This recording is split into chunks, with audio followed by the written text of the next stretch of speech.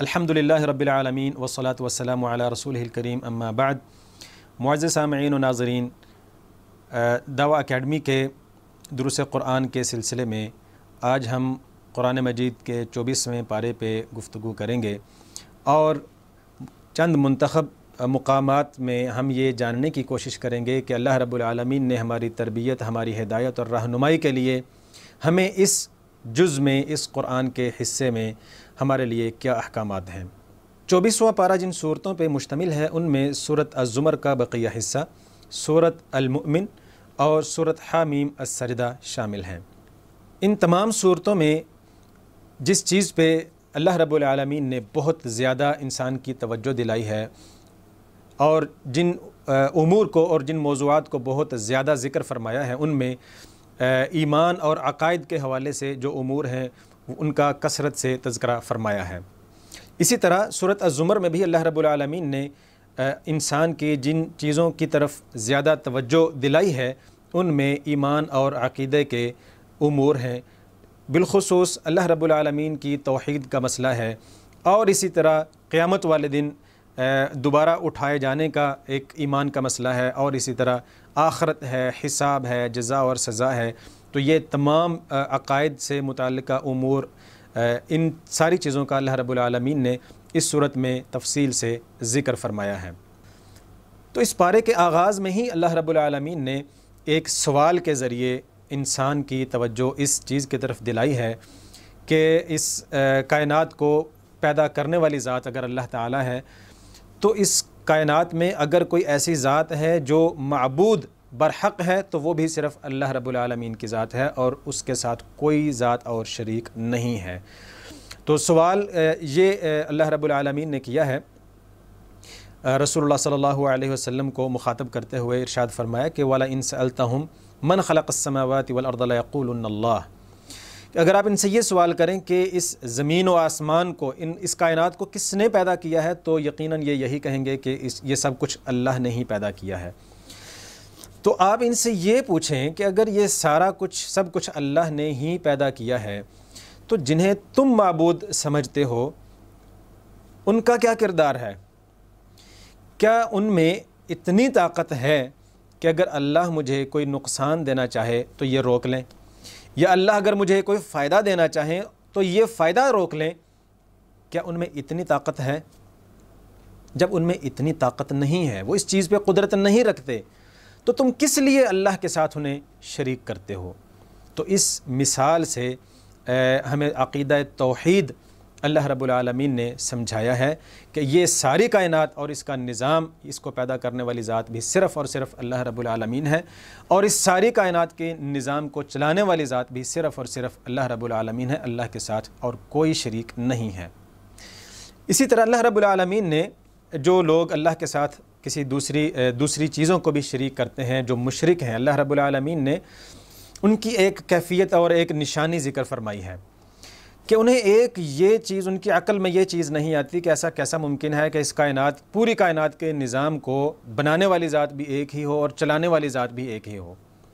جیسا کہ سورۃ صاد میں بھی اللہ رب العالمین ذکر فرماتے ہیں کہ مشرکین کا یہی ایک، ان کی عقل میں جو چیز نہیں آتی تھی وہ یہی تھی کہ اجعل الآلہۃ الہا واحدا، کہ اس رسول نے اتنے جو ہم نے الہ بنائے ہوئے ہیں اس نے سب کو انکار کر کے وہ کیا یہ کہتا ہے کہ الہ صرف ایک ہی ہے؟ تو جو مشرکین ہیں ان کے ذہن میں اور ان کی عقل میں یہ چیز ذرا فٹ نہیں ہوتی، تو اللہ رب العالمین نے ان کی یہی نشانی بیان فرمائی ہے کہ وَإِذَا ذُكِرَ اللَّهُ وَحْدَهُ اشْمَأَزَّتْ قُلُوبُ الَّذِينَ لَا يُؤْمِنُونَ بِالْآخِرَةِ، کہ جو مشرک لوگ ہوتے ہیں جب ان کے سامنے صرف ایک اللہ کا ذکر کیا جائے، صرف ایک ذات کی جو کہ اللہ رب العالمین ہے، اللہ کی قدرتوں کا جب ذکر کیا جاتا ہے تو ان کے جو دل ہیں، ان کے دل بے چین ہو جاتے ہیں، ان کو بڑی تنگی محسوس ہوتی ہے، یہ انہیں بہت زیادہ فیل ہوتا ہے کہ یہ کیسے ممکن ہے کہ ایک ہی ذات ہے اور ساری کائنات کے نظام کو اس نے بنایا بھی ہے اور وہ چلا بھی رہی ہے۔ وَإِذَا ذُكِرَ الَّذِينَ مِن دُونِهِ إِذَا هُمْ يَسْتَبْشِرُونَ، لیکن جب ان کے سامنے اللہ کی قدرت کے ساتھ ساتھ اور دوسرے جو معبود انہوں نے بنائے ہوئے ہیں ان کو جب ذکر کیا، ان کا تذکرہ کیا جاتا ہے کہ صرف اللہ ہی اس کائنات کو نہیں چلا رہا، بلکہ اللہ کے ساتھ اور بھی بہت سارے اللہ کے مشیر ہیں، اللہ کے مقرب ہستیاں ہیں، بزرگ ہیں، جو اس کائنات کے نظام کو چلانے والے ہیں، اس کائنات میں تصرف رکھتے ہیں۔ جب یہ ذکر کیا جاتا ہے تو ان کے چہرے کھل اٹھتے ہیں۔ تو سامعین و ناظرین، یہ جو کیفیت ہے، یہ کیفیت ہمیں آج بھی بہت سارے لوگوں میں نظر آتی ہے، جو ہمارے لیے بہت بڑا ہمارے عقیدہ توحید پہ سوالیہ نشان ہے، کہ جب صرف اور صرف اللہ رب العالمین کا تذکرہ ہوتا ہے، اللہ کی قدرت کو ذکر کیا جاتا ہے، اللہ کی طاقتوں کا اظہار کیا جاتا ہے، تو کچھ لوگ ایسے ہوتے ہیں کہ جن کا جو دل ہوتا ہے وہ انہیں بے چینی سی محسوس ہوتی ہے، اور جب ان کے ساتھ اور بھی اولیاء کا ذکر کیا جائے، بزرگوں کا، ہستیوں کا ذکر کیا جائے، تو پھر وہ بڑے خوش ہو جاتے ہیں، مطمئن ہو جاتے ہیں۔ اس کے بعد اللہ رب العالمین فرماتے ہیں ان لوگوں کے بارے میں کہ جن کا عقیدہ ٹھیک نہیں تھا، زندگی ساری انہوں نے گمراہی میں گزار دی، تو اب اگر وہ یہ سوچیں کہ ساری زندگی تو گمراہی میں گزری ہے، اب اگر ہم اس عقیدے کو قبول کر بھی لیں، توحید کو، تو جو ساری زندگی گزری ہے اس کا کیا ہوگا؟ تو اللہ رب العالمین فرماتے ہیں مایوس ہونے کی ضرورت نہیں ہے۔ یا عبادی الذین اسرفوا علی انفسہم لا تقنطوا من رحمت اللہ ان اللہ یغفر الذنوب جمیعا، کہ تم لوگ ایسے لوگ جنہوں نے اپنی زندگی میں اپنے اوپر ظلم کیے ہیں، اللہ کے ساتھ شرک کرتے رہے ہیں، یا اور کوئی نافرمانی ان سے سرزد ہوتی رہی ہے، تو اللہ کی رحمت سے مایوس نہیں ہونا، اللہ کی رحمت سے مایوس ہونے کی ضرورت نہیں ہے۔ ان اللہ یغفر الذنوب جمیعا، اللہ رب العالمین تم سے اتنا محبت اور اتنی محبت اور پیار کرنے والی ذات ہے کہ انیبوا الی ربکم واسلموا لہ، کہ تم اس کی طرف آؤ، اس کی طرف لوٹ کے آؤ، اللہ کی طرف رجوع کرو، تو وہ تمہارے تمام گناہوں کو معاف کر دے گا۔ تو اللہ رب العالمین کی ذات انسان سے اتنا پیار، اتنا محبت کرنے والی ذات ہے کہ اگر کوئی انسان ساری زندگی بھی اللہ کے ساتھ سب سے بڑا گناہ، سب سے بڑا ظلم شرک کرتا رہے، تو اللہ رب العالمین فرماتے ہیں کہ اللہ وہ بھی معاف کر دیتا ہے۔ لیکن اگر کوئی انسان اس شرک پہ، یہ اتنا برا گناہ ہے، اتنا بڑا ظلم ہے، اللہ فرماتے ہیں کہ اگر حدیث قدسی میں ہے کہ اگر کوئی انسان اتنے گناہ کر لے کہ زمین و آسمان کا خلا بھر جائے، اور وہ اللہ کے سامنے ان گناہوں کے ساتھ پیش ہو، تو اللہ رب العالمین اس کے سارے گناہوں کو معاف فرما دیں گے، اللہ کو کوئی پرواہ نہیں، کوئی پوچھنے والا نہیں۔ لیکن شرط یہ ہے کہ اس نے شرک نہ کیا ہو۔ تو شرک بہت بڑا گناہ ہے، سب سے بڑا گناہ ہے۔ ہمیں کوشش کرنی چاہیے کہ ہم یہ سمجھیں اور جانیں، اس بات کا علم حاصل کریں کہ شرک کیا ہے، اس کی کون کون سی ایسی شکلیں ہیں کہ جو خدا نہ خواستہ ایسا نہ ہو کہ ہمارے ایمان اور عقیدے کا حصہ ہوں۔ تو ہمیں اس بات کی کوشش کرنی چاہیے کہ ہم اس پہلو پہ غور و فکر کریں، اور اس بڑے گناہ سے بچنے کی اللہ رب العالمین سے توبہ بھی کریں، اور توفیق بھی مانگیں کہ ہمیں اللہ رب العالمین نے اس گناہ سے بچا کے رکھے۔ اس کے بعد اس صورت کے اختتام پہ اللہ رب العالمین نے قیامت والے دن جو حساب کتاب ہوگا، جزا اور سزا کا جو معاملہ ہوگا، اس کا تذکرہ فرماتے ہوئے اللہ رب العالمین نے دونوں جنتیوں کا بھی اور جہنمیوں کا بھی تذکرہ فرمایا ہے۔ اللہ رب العالمین فرماتے ہیں کہ اس دن جب سور پھونکا جائے گا تو سارے انسانوں کو جمع کر لیا جائے گا اور ان سے حساب کتاب ہوگا۔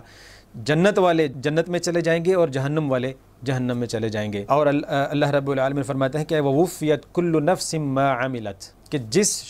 جس انسان نے بھی جو کچھ بھی کیا ہے اس کا اسے پورا بدلہ دیا جائے گا۔ اور فرماتے ہیں کہ وَسِيقَ الَّذِينَ كَفَرُوا إِلَى جَهَنَّمَ زُمَرًا، کہ جو جہنم میں لوگ پھینکے جائیں گے، جب انہیں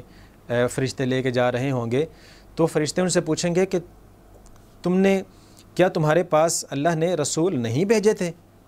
کہ تمہیں جو بتاتے اور تمہیں اس جہنم کے عذاب سے ڈراتے؟ تو وہ کہیں گے کہ کیوں نہیں،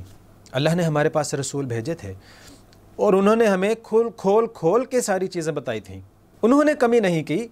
لیکن یہ ہماری ہی کوتاہی ہے کہ ہم نے ان کی بات کو نہیں مانا۔ اور اس کے بعد جو جنت میں جانے والے لوگ ہیں، اللہ رب العالمین ان کا بھی تذکرہ فرما رہے ہیں کہ جب ان کو جنت میں لے جایا جائے گا تو جو فرشتے جنت پہ معمور ہوں گے وہ ان کا استقبال کیسے کریں گے؟ وہ ان کا استقبال ایسے کریں گے کہ سلام علیکم، ان پہ سلامتی بھیجیں گے، طبتم فادخلوها خالدین، اور ان کو سلامتی کے ساتھ ان کا جو ابدی ٹھکانہ ہے اس تک انہیں وہ فرشتے پہنچائیں گے۔ تو یہ اس صورت کے اختتام پہ اللہ رب العالمین نے دونوں گروہوں کا تذکرہ فرما دیا ہے کہ اب یہ انسان کے اوپر ہے کہ وہ ان دونوں میں سے کن کی طرف جانا چاہتا ہے، اس گروہ میں شامل ہونا چاہتا ہے یا اس گروہ میں شامل ہونا چاہتا ہے، وہ اللہ کی نافرمانی کرنا چاہتا ہے یا اللہ کی فرما برداری کرنا چاہتا ہے۔ اس کے بعد صورت المؤمن ہے۔ اس صورت کے جو مرکزی مضامین ہیں وہ بھی یہی ہیں، ایمان اور عقیدے کے حوالے سے مختلف امور ہیں جن کو اللہ رب العالمین نے اس صورت میں جن کا تذکرہ فرمایا ہے، آخرت کے حوالے سے، دوبارہ اٹھائے جانے کے حوالے سے، جنت اور جہنم کے حوالے سے، اللہ رب العالمین کی نافرمانی اور فرما برداری کرنے والے جو دو گروہ ہیں ان کے حوالے سے اور ان کے انجام کے حوالے سے، اس کائنات میں جو اللہ کی نشانیاں ہیں ان میں غور و فکر کرنے کے حوالے سے، تو ان ساری چیزوں کا تذکرہ اللہ رب العالمین نے اس صورت میں فرمایا ہے۔ تو اللہ رب العالمین فرماتے ہیں کہ قیامت والے دن جب لوگ جہنم کو دیکھ لیں گے تو یہ کہیں گے کہ فاعترفنا بذنوبنا، کہ اے اللہ آج ہمیں یقین ہو گیا ہے، آج ہم اعتراف کرتے ہیں اپنے گناہوں کا کہ ہم سے غلطی ہو گئی ہے، فہل الی خروج من سبیل، کوئی تو رستہ ہوگا یا اللہ، آج ہمیں اس عذاب سے بچنے کا کوئی تو رستہ ہو جو آپ ہمیں بتائیں۔ لیکن اللہ رب العالمین فرماتے ہیں کہ اس دن پھر کوئی راستہ انسان کے لیے نہیں ہوگا، اور فرمایا کہ یہ جو آج تمہیں انجام تمہارا نظر آ رہا ہے اس کی وجہ صرف یہ ہے کہ ذالکم بأنہ،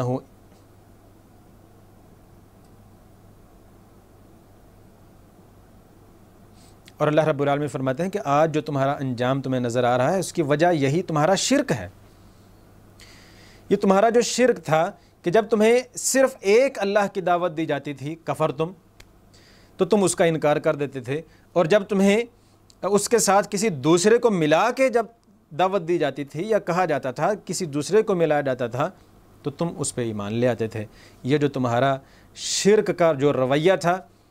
جو تمہارا شرک والا عقیدہ تھا، یہ اس عقیدے کا ہی انجام ہے جو آج تمہیں نظر آ رہا ہے۔ اور اللہ رب العالمین فرماتے ہیں کہ الیوم تجزا کل نفس بما کسبت لا ظلم اليوم، کہ آج جس نے جو کیا تھا اس زندگی میں اس کو اسی کا بدلہ دیا جائے گا، آج کسی کے ساتھ کوئی ظلم نہیں کیا جائے گا۔ اور فرمایا کہ اس دن اتنا خوف ہوگا کہ جو دل ہیں خوف سے وہ لوگوں کے حلق کو آئے ہوئے ہوں گے، اور اس دن جو ظالم ہیں جنہوں نے اپنی جانوں پہ ظلم کیا ہوگا، اللہ کی نافرمانی کی ہوگی، اللہ کے رسولوں کا انکار کیا ہوگا، اللہ کے لائے ہوئے پیغام کا انکار کیا ہوگا، اللہ فرماتے ہیں کہ اس دن ان کا نہ کوئی دوست ہوگا وہاں پہ، نہ ان کا کوئی مددگار ہوگا۔ اس کے بعد اللہ رب العالمین نے جو نافرمان ہیں ان کا تذکرہ کرتے ہوئے فرعون کا خصوصی طور پہ تذکرہ فرمایا ہے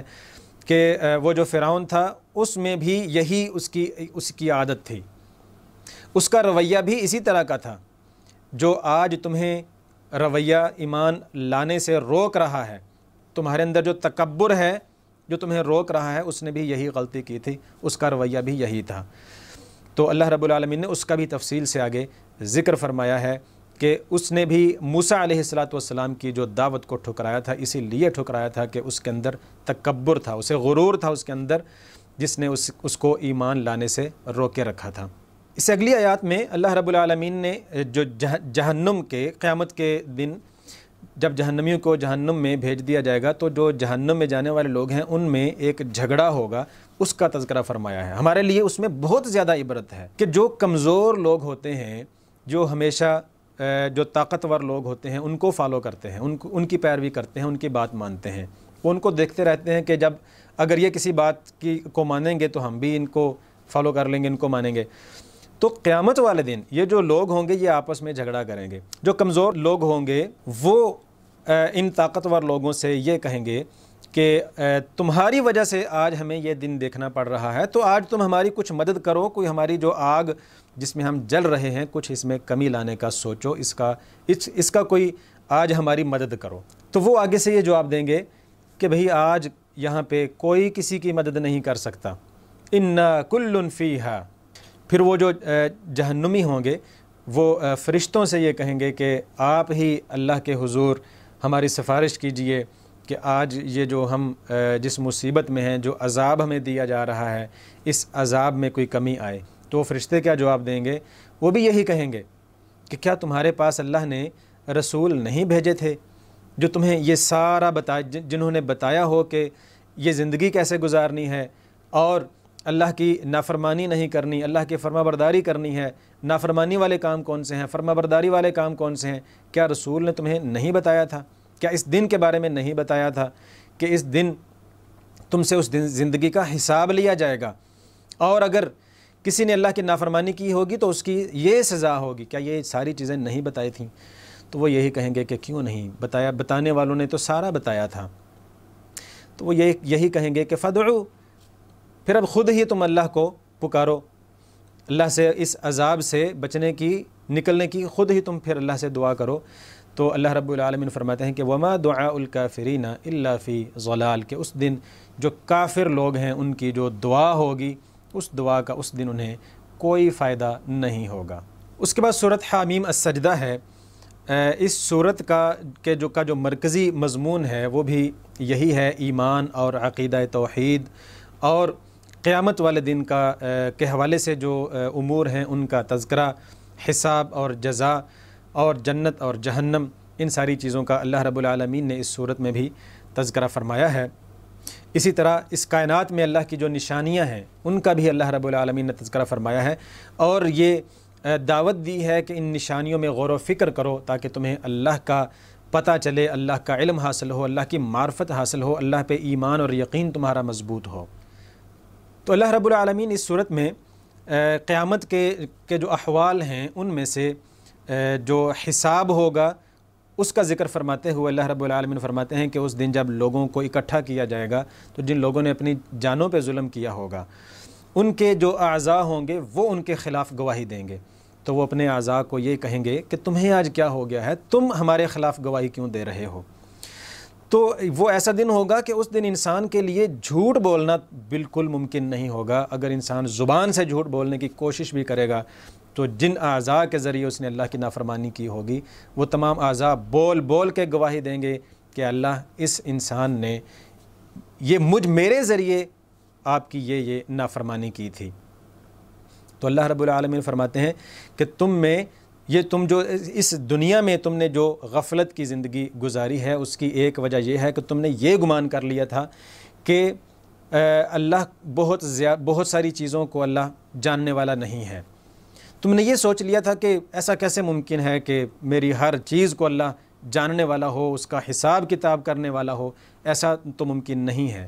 تو یہ جو تمہارا گمان تھا اللہ کے حوالے سے، اس گمان نے تمہیں آج یہ دن دکھایا ہے کہ آج تم اللہ رب العالمین کے نافرمانوں کی صف میں کھڑے ہو۔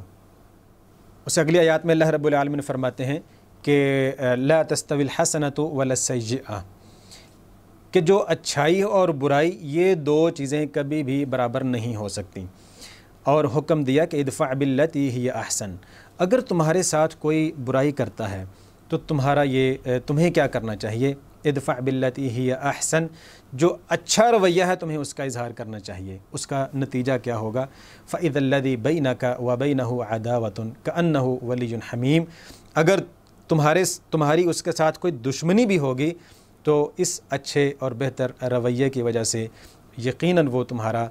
دوست بن جائے گا۔ تو یہ آپس میں جو ہمارا انسانوں کا تعلق اور تعلقات ہیں ان کو بہتر بنانے کے حوالے سے یہ اللہ رب العالمین کا جو فرمان ہے یہ بہت ہی قیمتی ہے کہ ہم آپس میں جب ایک دوسرے کے ساتھ ہمارے جو معاملات ہوتے ہیں، ہمارا جو اخلاق ہوتا ہے وہ اتنا اچھا ہونا چاہیے کہ اگر ہمارے ساتھ کوئی برا رویہ رکھے تو ہمیں اس کا جواب برائی سے نہیں دینا چاہیے بلکہ اچھائی سے دینا چاہیے۔ اس کے جو نتائج ہیں وہ ہمیشہ اچھے اور بہتر ہی سامنے آتے ہیں۔ اس کے بعد اللہ رب العالمین نے اپنی جو نشانیاں ہیں ان کا تذکرہ فرمایا ہے کہ یہ اللہ کی نشانیاں ہیں، یہ اس کائنات میں اللہ کی جو نشانیاں ہیں ان پہ غور و فکر کرو۔ ان میں دن اور رات کا آنا جانا، زمین اور آسمان کا پیدا کرنا، پھر مردہ زمین کو پیدا کر کے اس میں سے انسانوں کے لیے رزق پیدا کرنا، یہ ساری نشانیاں ہیں جن پہ اللہ رب العالمین نے ہمیں غور و فکر کا حکم دیا ہے۔ تو یہ چند مخصوص اس پارے کے مقامات ہیں اور اللہ رب العالمین کی ہمارے لیے تعلیمات ہیں۔ اللہ رب العالمین سے دعا کرتے ہیں کہ اللہ تعالی ہمیں ان پہ عمل کرنے کی توفیق عطا فرمائے۔ وما علیہ الا البلاغ المبین۔